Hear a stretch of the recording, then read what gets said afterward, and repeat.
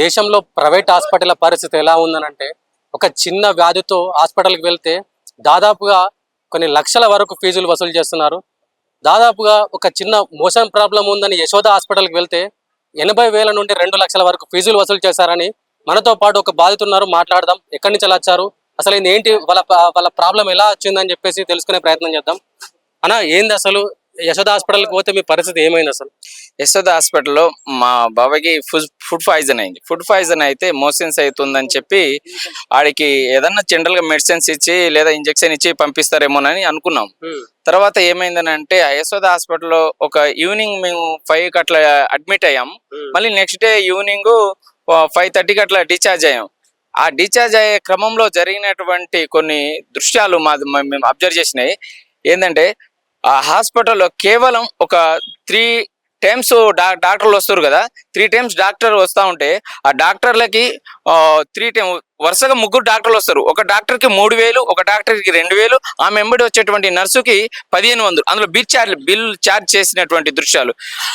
అంతేకాకుండా అనవసరమైనటువంటి టెస్టులు, మోషన్స్ అయినటువంటి కోణం దృష్టి వేరే, కానీ వీళ్ళు చేసేటువంటి టెస్టులు వేరే. మోషన్స్ కు సంబంధించినటువంటి మెడిసిన్స్ ఇవ్వకుండా థైరాయిడ్ టెస్ట్ అని వివిధ అనేక వేరే టెస్టులు చేస్తా ఉన్నారు. దీనికి అసలు పొంతనం లేదు. కానీ అట్లా అనేకమైనటువంటి టెస్టుల పేరుటంగా వివిధంగా ప్రైవేట్ హాస్పిటల్లో దోపిడీ నడుస్తూ ఉంది. అది యశోద హాస్పిటల్లో విపరీతమైనటువంటి దోపిడీ వస్తూ ఉంది.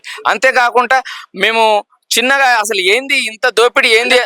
మీరు మోషన్స్ ప్రాబ్లమ్ తోని హాస్పిటల్లో అడ్మిట్ అయ్యారా, లేకపోతే క్యాజువల్ గా చెకప్ వెళ్ళారా? మోషన్స్ అవుతుందని చెప్పి అడ్మిట్ అయ్యాం. అడ్మిట్ అయితే ఆ బెడ్ మీద తీసుకెళ్లి సరే వైద్యం నడుస్తుంది కదా, మోషన్స్ ఏమైనా మెడిసిన్స్ ఇస్తారు కదా అనుకున్నాం. ఆ బెడ్ ఛార్జెస్ వచ్చి 3,000-4,000 రూపాయలు. అంటే ఇట్లా ఇప్పుడు మీరు ఒకటే ఇందులో అబ్జర్వ్ చేయండి.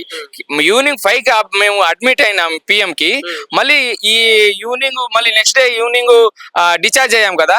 20,000 రూపాయలు కేవలం డాక్టర్ ఫీజే తీసుకున్నారు. అతను వచ్చి చేసింది కూడా ఏం లేదు. ఎలా ఉన్నావమ్మా, మంచిగా ఉందా? ఏ టైంకి అడ్మిట్ అయ్యారు? మేము ఈవినింగ్ 5 PM కి అటెండ్ అయ్యాం. మళ్ళీ నెక్స్ట్ డే ఈవినింగ్ 5కి డిశ్చార్జ్ అయ్యాం. 25,000 రూపాయలు మన వీటికే అయింది. వాళ్ళ బిల్లులే, డాక్టర్ ఫీజు. తను వచ్చి కూడా ఏమైందమ్మా, కడుపులో వస్తుందా? లేదు సార్, కొద్దిగా తగ్గింది, రైట్ అని చెప్పి వెళ్ళిపోతూనే ఉంటాడు.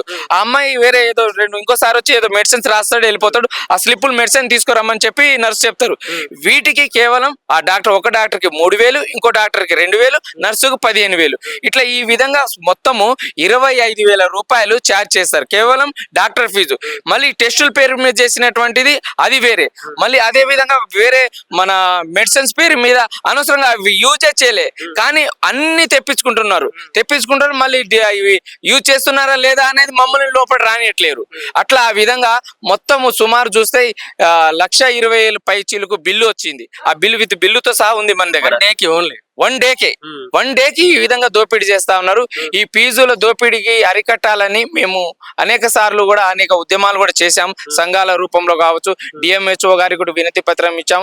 అదే విధంగా మినిస్టర్లు కూడా వినతి పత్రం ఇచ్చాం. కానీ ఎటువంటి స్పందన లేదు. దీన్ని ప్రభుత్వం స్పందించి ఏదైనా కంక్లూజన్ చేసి, రాష్ట్రంలో ప్రభుత్వ హాస్పిటల్ చాలానే ఉన్నాయి, మీరు ప్రైవేట్ హాస్పిటల్కి వెళ్ళడానికి కారణం ఏముంది అసలు? ప్రైవేట్ హాస్పిటల్, ప్రభుత్వ హాస్పిటల్ పేరుకు మాత్రమే ఉంది కానీ తప్ప దాంట్లో ఎటువంటి వైద్యం లేదు. ఎటువంటి ఉదాహరణకు ఒక ప్రైవేట్ హాస్పిటల్, ఒక గవర్నమెంట్ హాస్పిటల్ మనం తీసుకుందాం. అందులో కేవలం ఒక నర్సు, ఒక స్టాఫ్, వీళ్ళు మాత్రమే ఉంటారు తప్ప అందులో డాక్టర్లు ఉండరు, ఎటువంటి మెడిసిన్స్ ఉండదు. దాన్ని బలోపేతం చేయడానికి ప్రభుత్వం ఏదైనా నిధులు కేటాయిస్తేనే కదా ప్రభుత్వ హాస్పిటల్ బలోపేతం కావడానికి. దానికి ఎటువంటి నిధులు ఉండవు, దానికి సంబంధించిన మెడిసిన్స్ పూర్తిగా ఉండదు. ప్రభుత్వ హాస్పిటల్కి ఎలా చూపెడతారు? ఎలాగైనా మానవుడు ఎవరికైనా, నాకైనా, మీకైనా, ఎవరికైనా బ్రతకాలి అనేటువంటి ఒకటే చూస్తారు. ఆ టైంలో డబ్బు పోతుందా, ఏమవుతుందా, నా ఆస్తి పోతుందా, ఏదైనా సరే ఉన్నటువంటి ప్రాపర్టీ అమ్మైనా, జీతం ఉండైనా సరే నేను బ్రతకాలి అనేటువంటి ఒక ఆలోచన ఉంటుంది. ఆ బ్రతకాలి అనేటువంటి ఆలోచనని వాళ్ళు ప్రైవేట్ హాస్పిటల్ వాళ్ళు ఆసరా తీసుకొని విపరీతమైనటువంటి దోపిడీ చేస్తా ఉన్నారు.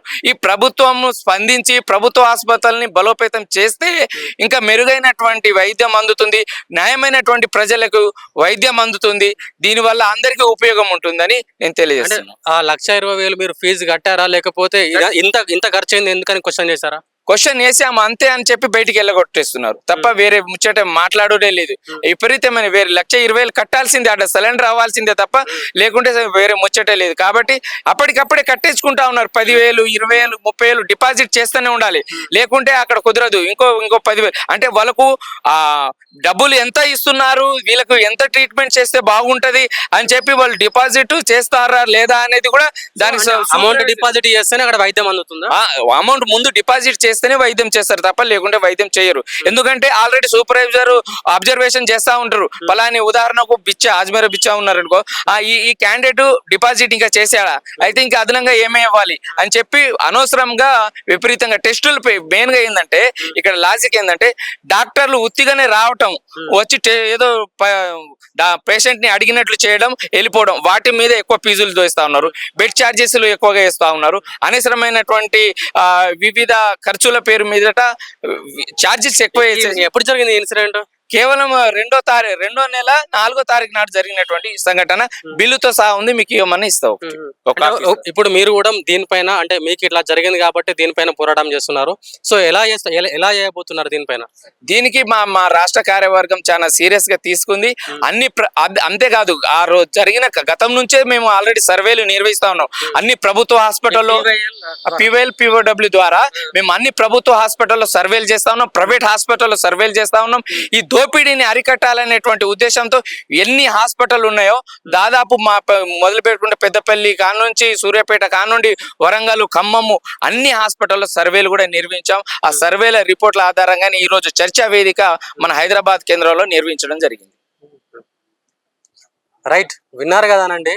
అంటే ఒక మధ్యతరగతి వాడు ప్రభుత్వ హాస్పిటల్లో సౌకర్యాలు సరిగా లేవని ప్రైవేట్ హాస్పిటల్కి వెళ్తే, అంటే బతకాలని ప్రతి జీవుడికి ఒక ఆశ ఉంటుంది కాబట్టి ఏ హాస్పిటల్ అయినా పర్లేదని చెప్పేసి ప్రైవేట్ హాస్పిటల్కి వెళ్తే, యశోద అనే హాస్పిటల్కి వెళ్తే కేవలం మోషన్స్ గురించి వెళ్తే దాదాపుగా 1,25,000 వసూలు చేశారంట. కేవలం చిన్న టాబ్లెట్తోనే పోయే విషయానికి 1,25,000 వసూలు చేశారంట. ఇదేంటి అని క్వశ్చన్ అడిగితే ముందుగా డబ్బులు డిపాజిట్ చేస్తేనే మీకు వైద్యం అందుతుంది అని వాళ్ళనే తిరిగి బెదిరించారని చెప్పేసి ఇక్కడ బాధితులు చెప్తున్నారు. కెమెరామెన్ కిషోర్తో ప్రవీణ్, హైదరాబాద్.